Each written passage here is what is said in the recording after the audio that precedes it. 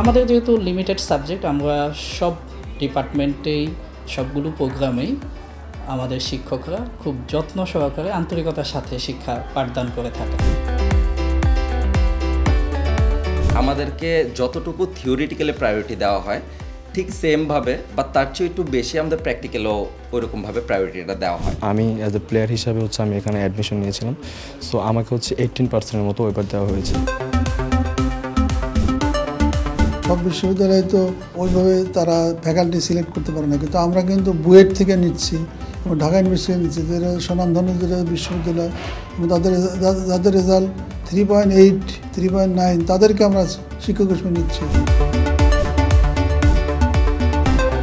Presidency university